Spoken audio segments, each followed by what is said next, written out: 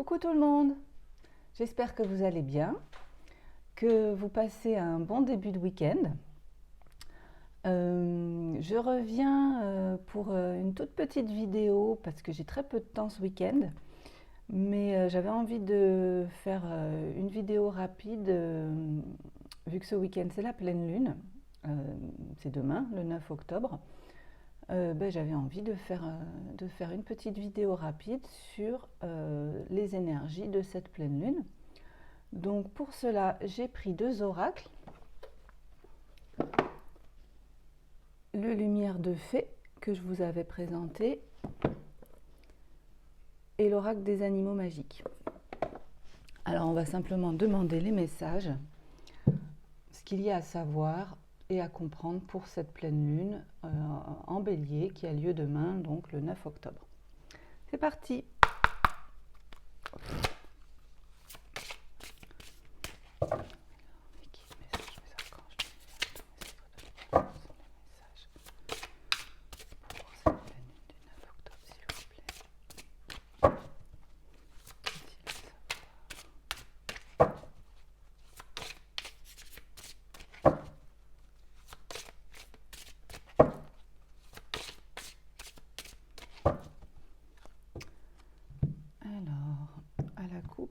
On aura la séparation.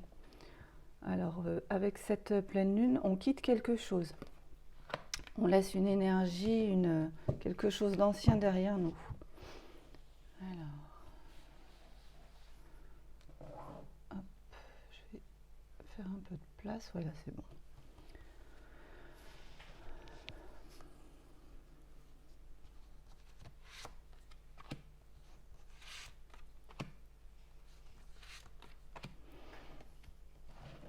Alors, j'en prends 4 de celui-là et 3 de celui-là. Ça va faire 7.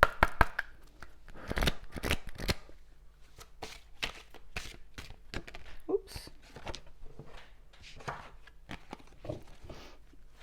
Alors, s'il vous plaît, les messages par rapport à cette pleine lune du 9 octobre. Quels sont les messages que nous devons recevoir? Des choses que nous devons savoir et comprendre.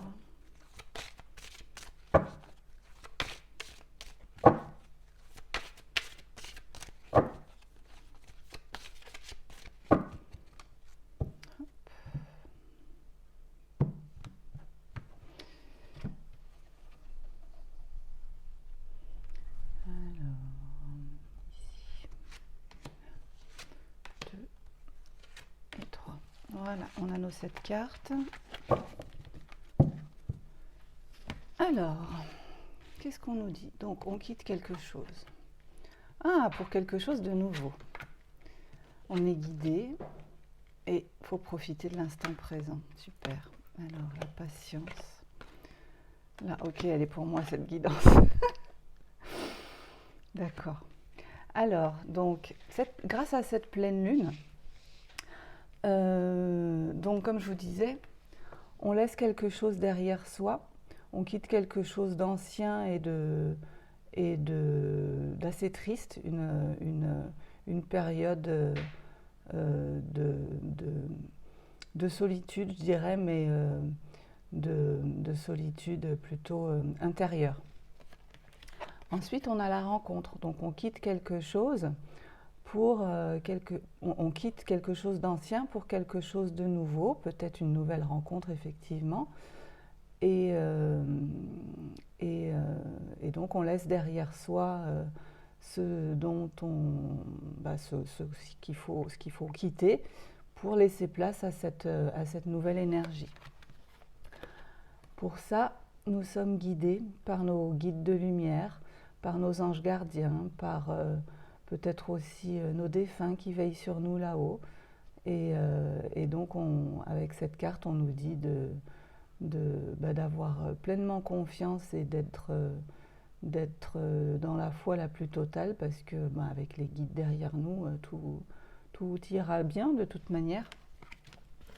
Et avec la carte de l'instant présent, on nous conseille donc de rester ancré dans le moment présent, de ne pas essayer d'aller trop vite dans de nouveaux projets, de vouloir foncer tête baissée dans ces nouvelles énergies et ces nouvelles opportunités qui peuvent nous arriver, et de profiter vraiment de l'instant présent et de le vivre en pleine conscience. Alors, avec les animaux magiques, on a la patience. Donc oui, ça rejoint un petit peu la notion d'instant présent, c'est que pour que tout se mette bien en place et que les choses se fassent de manière fluide, ben, il va falloir aller lentement, il va falloir un peu de patience, voilà, pour reconstruire quelque chose de nouveau, il ne faut pas aller trop vite, donc on nous conseille d'être patient. Qu'est-ce qu'elle dit? Travail récompensé, bon espoir de réussite, bonne voie, effort dans le couple. Le temps soignera vos blessures. Ouais, donc les blessures, effectivement, ben de la carte, les blessures représentées sur la carte de la séparation. Dissipera vos soucis, projet qui demande du temps. Voilà, ben c'est ça, c'est que pour reconstruire quelque chose de nouveau, il faut prendre son temps. Pour une renaissance.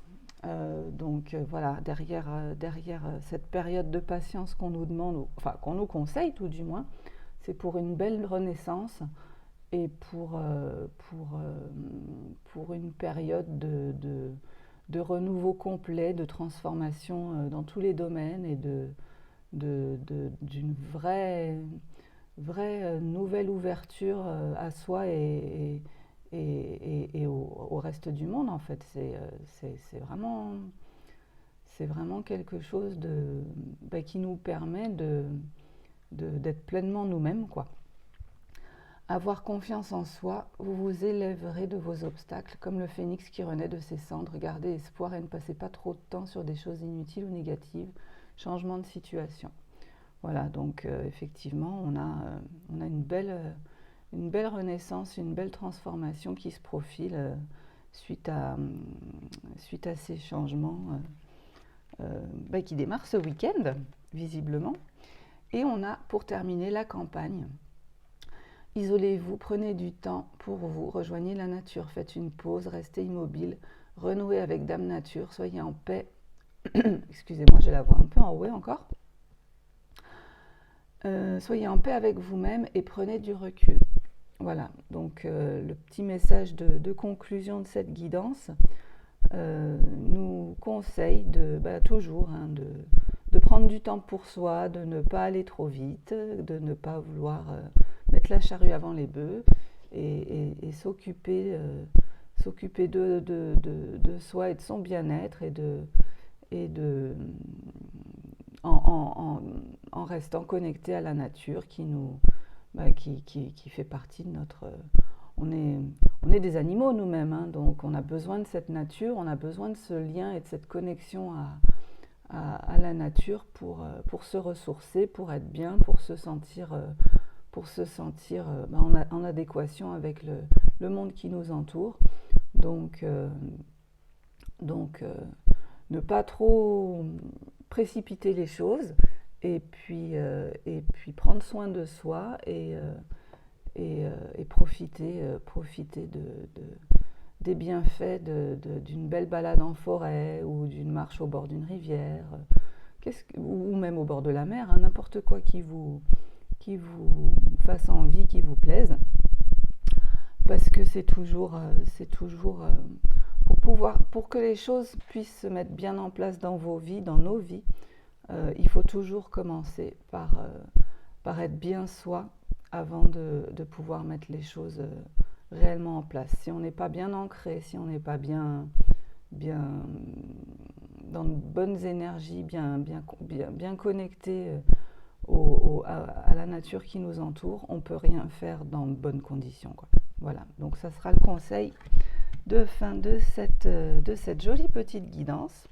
Mais écoutez, je vous remercie de m'avoir écouté, d'avoir suivi la guidance jusqu'au bout.